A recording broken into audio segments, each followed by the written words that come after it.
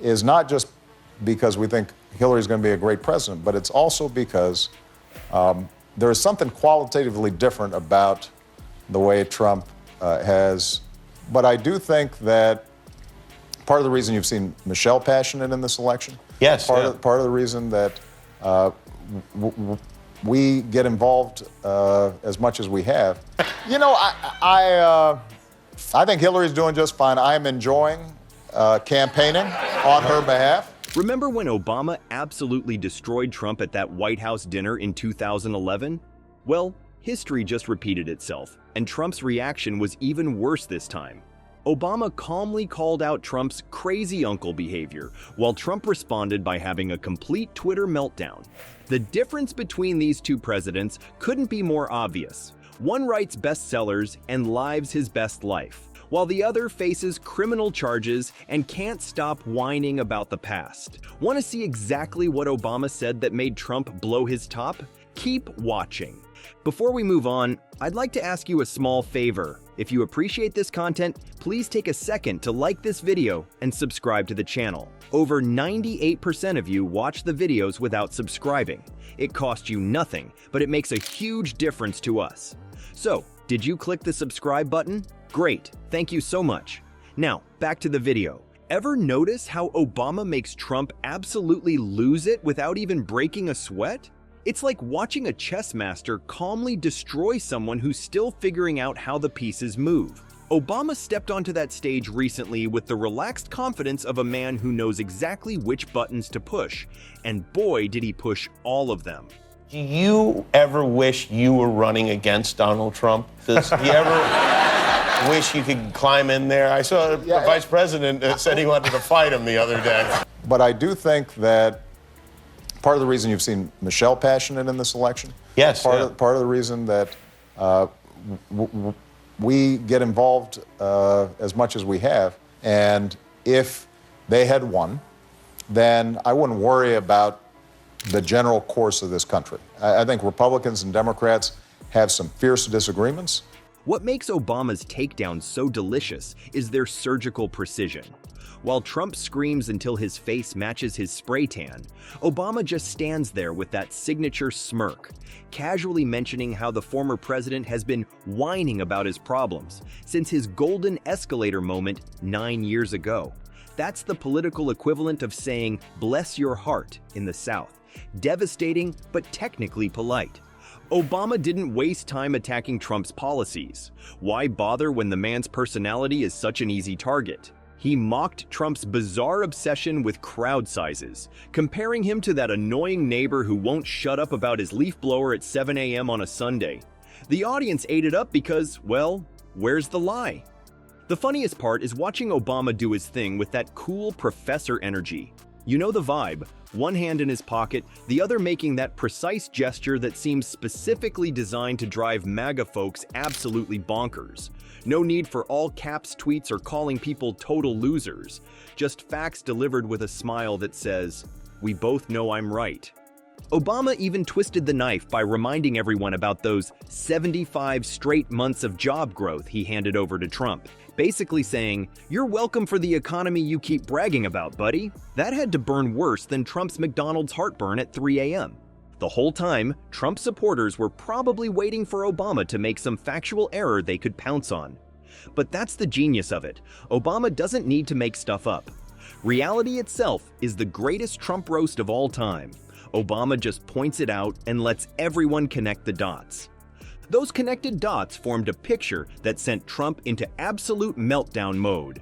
When his advisors begged him to stick to policy, Trump did what Trump does best, the exact opposite. At his next rally, he couldn't wait to address Obama's comments, and boy, did he make it weird fast. You know, I think Hillary's doing just fine. I'm enjoying campaigning on her behalf. Operated in the political sphere. Look, I ran against John McCain. I ran against Mitt Romney. Obviously, I thought that I could do a better job. But they're both honorable men, and that's how democracy works. We're a big, diverse country, and sometimes it's going to be contentious and noisy. But what we haven't seen before, I think, is somebody questioning the integrity of elections and the will of the people. Did you see Barack Hussein Obama last night? He was taking shots at your president, Trump whined to his supporters. Notice how he had to throw in that middle name? That's totally normal behavior and not at all a desperate dog whistle. The funniest part was watching Trump publicly struggle with whether to follow his advisor's advice. You know, they always say, "Sir, please stick to policy, don't get personal," Trump told the crowd, before immediately asking them, "Do I still have to stick to policy?" It's like watching someone announce they're going on a diet while already halfway through a box of donuts. Trump's reaction proved what we all suspected.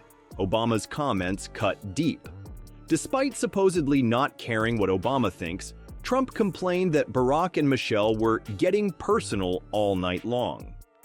And also campaigning for Senate and House candidates. Because, look, we joke about Donald Trump. What we haven't seen before, I think, is a politics based on putting down in very explicit terms. Is not just because we think Hillary's going to be a great president, but it's also because there is something qualitatively different about the way Trump has. The irony of Trump complaining about anyone getting personal is richer than his gold-plated bathroom fixtures. What's particularly fascinating is how Trump can't let go of ancient history. In the same rally rant, he dragged up the 2016 election for the 10 millionth time, calling Hillary crooked and emphasizing there was nobody that campaigned harder for crooked Hillary Clinton than Obama, right? This man is still fighting election battles from 8 years ago while claiming everyone else is living in the past. Political analysts have pointed out that Trump's Obama fixation resembles a psychological condition. Obama lives in Trump's head rent-free, enjoying a spacious penthouse with a view while barely acknowledging Trump exists.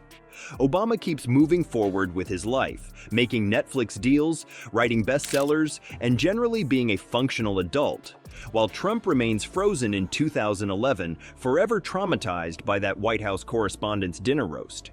Even Trump's own team knows this obsession is unhealthy. Former House Speaker Kevin McCarthy reportedly advised him to stop questioning the size of her crowds and start questioning her position.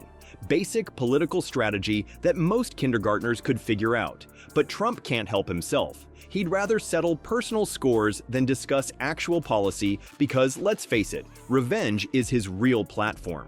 There couldn't be a more perfect illustration of the difference between these two men than looking at what they're doing after leaving office. While Barack Obama is busy building an actual legacy, churning out best-selling books that people actually read, and producing Netflix shows people actually watch, Trump is stuck in an endless loop of court appearances and firing off misspelled social media rants at 3 a.m. One man moves forward, surrounded by A-list celebrities and creative projects. The other man can't stop looking backward, still fighting battles from 2016 like that weird uncle who won't stop talking about his high school football glory days.